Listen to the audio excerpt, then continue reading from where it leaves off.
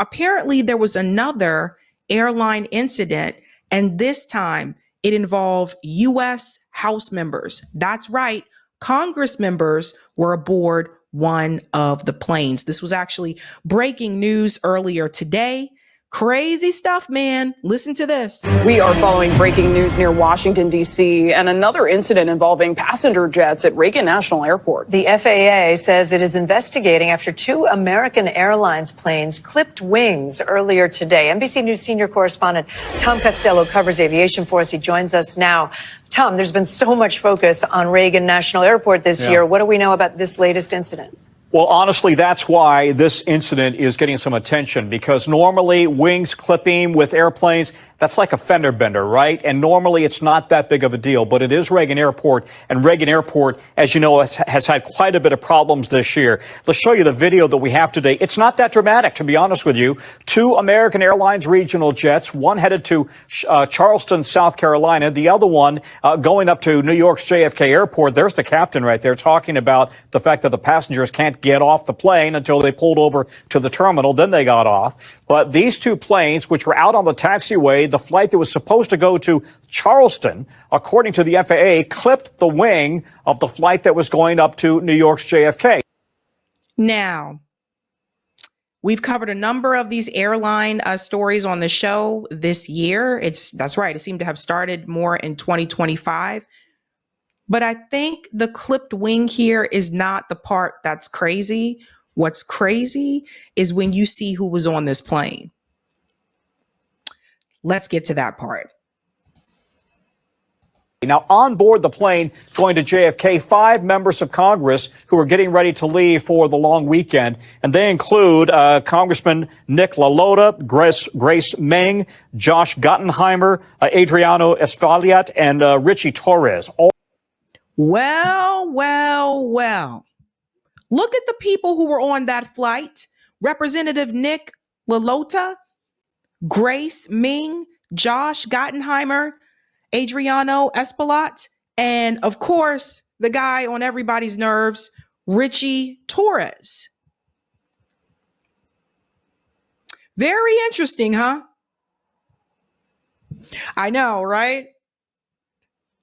Angie said, oh, snap. I was thinking the same thing. I was like, I was listening to this story, and then when they said the names, I was like, interesting. All of them were on board this plane. No injuries. The only serious damage to the aircraft, the plane that was going to, both planes' wing tips, I should say, did suffer damage. But that's the extent of it. This comes, though, after the mid-air crash we had in January, in which 67 people died right off the end of the runway there over the Potomac. And then we had another close call last month. And then we had a fight in the control tower at Reagan National. So Reagan National is in the spotlight. And today, another incident with members of Congress on board, guys. Yeah, it's crazy stuff, you guys. Like, I was like, interesting, right? And then there's this crazy ass story. And I don't even know how to explain this one, but it will be entertaining to say the least.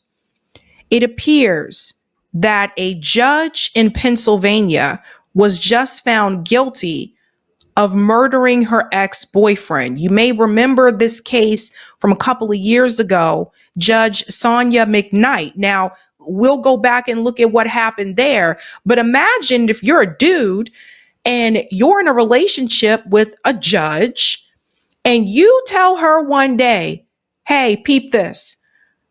I don't think we should stay together anymore. I want you to move out. I want you to move out. And instead of moving out, she shoots you.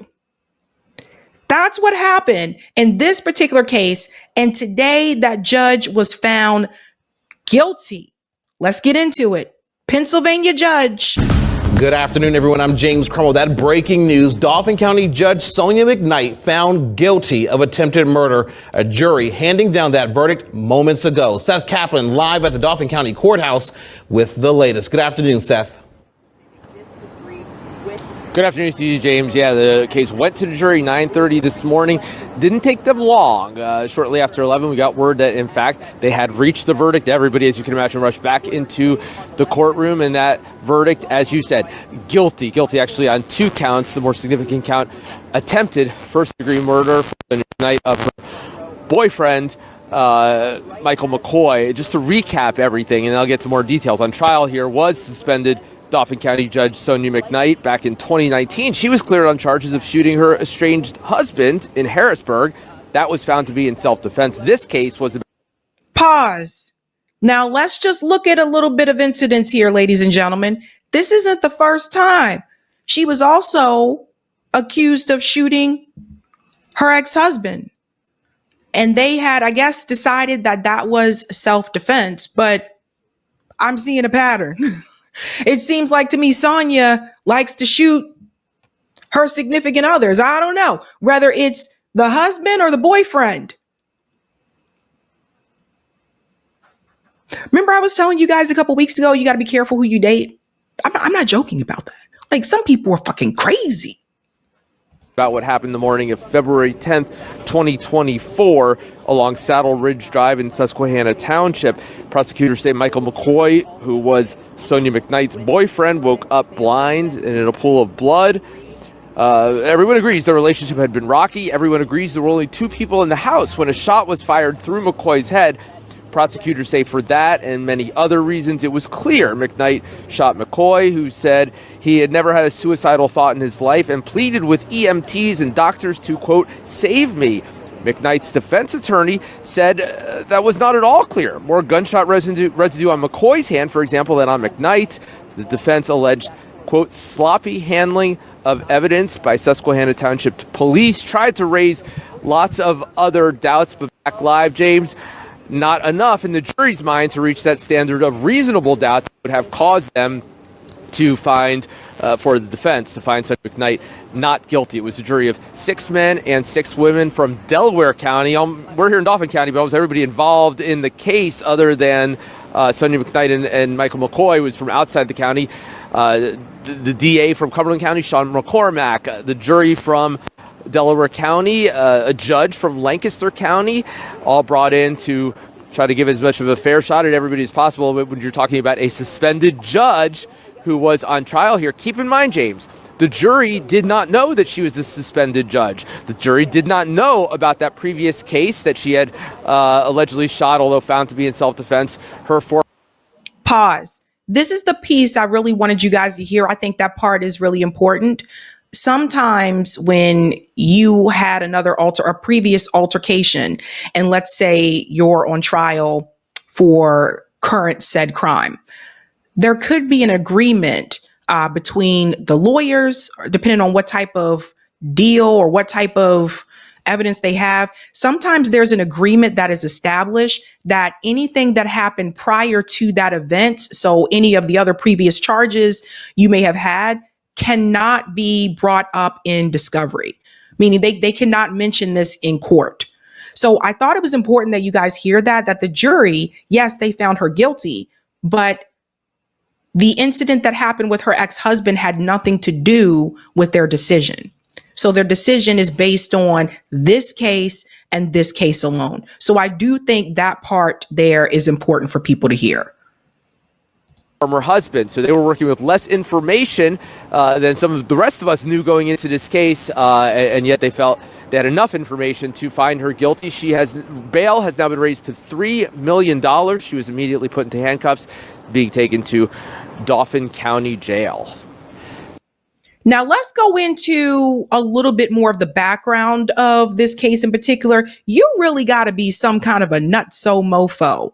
You are, and it's the black woman who's a judge. Why in the world? She was willing to throw her career away and her life away, her freedom away for this dude. Ladies, there are other dudes. Like, she was willing to do this. I don't understand. All he asked you to do was to move out. He said, move out. That's it. Why didn't she just move out? Let's get into this here, ladies and gentlemen. A little bit of the background. Break it down. So according to the Cumberland County District Attorney's Office, the victim, Michael McCoy, had tried to end the couple's one-year relationship in early February. He reportedly asked the judge to move out. He says she refused, and he tried to take her key away. But then on February 9th, he came home to find her on his couch in her pajamas. So police say he then leaves to go to a bar, but said he would be calling McKnight's mother to see if she could convince McKnight to move out, wanted to get her involved. Now that night, McCoy says he told McKnight that they would talk about the relationship the next day and says he went to sleep at around 11 p.m. But then he wakes up a couple hours later with this massive head pain and he was unable to see. When he started screaming, McKnight reportedly asked him, quote, "Mike, what did you do to yourself?" Well, you come to find out that McCoy had a gunshot wound near his right eye. But here's the thing. McCoy denies shooting himself, telling both police and hospital staff that that didn't happen. The only other person in the home was McKnight.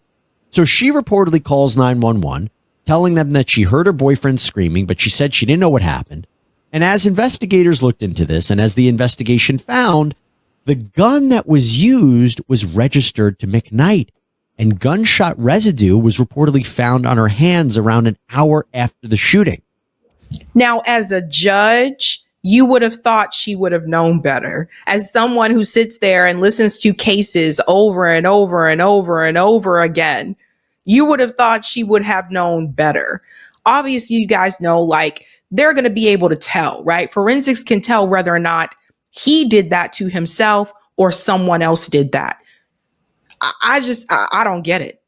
I don't get it at all. She sounded a little crazy. She was also allegedly deceptive when speaking with investigators. For instance, authorities explained that McKnight said she never left the house on the night of the shooting, but surveillance footage from neighbors' doorbell cameras proves that might not be quite the case. Again, as a judge, you would think she would know that there could be cameras everywhere, right?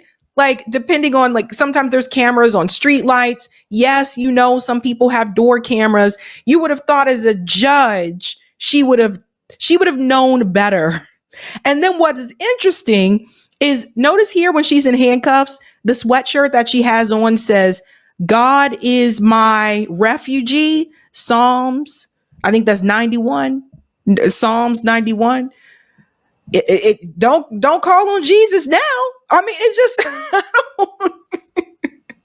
I don't get it at all. So McKnight was arrested on February 15th. She's currently in the Dauphin County Prison with bail set at $300,000. She has a preliminary hearing scheduled for next week. And McCoy, going back to him, as I said, he survived. He was released from the hospital, but he's blind in one eye. Now, do you remember when I said that this judge, or this suspended judge, is back in the news? I say that because this is not the first time that Judge McKnight has been in trouble. No. At the time of her arrest, she was actually suspended from the bench without pay. There were claims that she violated judicial probation in a misconduct case back in 2020 when she allegedly got involved in a traffic stop involving her son. She was acquitted of criminal charges, but she remained suspended. According to the this judge was straight gangster. District Conduct Board of the Commonwealth of Pennsylvania, McKnight violated 7 different rules governing standards of conduct for judges. Those violations included theft of time when she allegedly allowed employees to take extra vacation days. She also allegedly told her office manager to pretend that she never received a civil complaint regarding a loan that she owed. And then in 2019, McKnight was investigated for shooting her estranged husband in the groin. The prosecutors didn't file charges. They said it was self-defense. So much to talk about here. Let me bring in criminal defense attorney Natalie Whittingham-Burrell to talk about this. Bring her into the conversation. Natalie, so good to see you. Thanks for coming on. I usually ask my guests their initial impressions. I really can't wait to hear yours in a case like this. We've covered cases of judges allegedly acting badly. This one's new for me. What are your thoughts on this one? Hey, Jesse, it's nice to see you again. Yeah, new for me. I've heard of judges shooting people, but not twice. You have? You have? I have. Oh, You know, okay. heard of judges shooting people. It's happened, you know, but not 2 separate incidents. That's definitely a first for me. and both being significant others. I wonder if they're going to look at that case again where she shot her husband in the groin. But no, this is absolutely wild. And it seems like she's had some issues on the bench leading up to this. I don't know if she's going to come back from that suspension ever. Let me ask you a question before we even get into the aspect of the case. And we can go ahead and pause it there. You guys can watch the rest on Law and Order if you want to. A Law of Crime. I said Law and Order, but it just I don't. I really don't know what to say because it's just, to me, I'm like, this judge. This was not a one-off. This judge has some problems. Like, you can't just go around shooting people, judge or no judge. Like, what the hell? But she was found guilty. Wild things happening in the streets this week. Craziest stories this week. Let's go to some of the comments here in the chat, ladies and gentlemen. Geez Louise. Anton said, Judge Sonia is a Crip. New York Varsity said, look, 2 is not a pattern. But come on. This is like OJ getting caught with another dead white girl. I can't laugh at that. Why are you making me laugh at this, New York Varsity? Oh my God. Cloudness says bootleg bootlickers have no moral code. Bryce says that a thin line between love and hate is her favorite movie. CJ says Sabby, and I don't say this to be disrespectful, but I wonder if the judge is possibly menopausally compromised. I don't know. Oh my God. Oh boy. Yeah, she's going through sometimes. Hey guys, this was a Sabby clip. If you like what you saw, hit that like button and subscribe.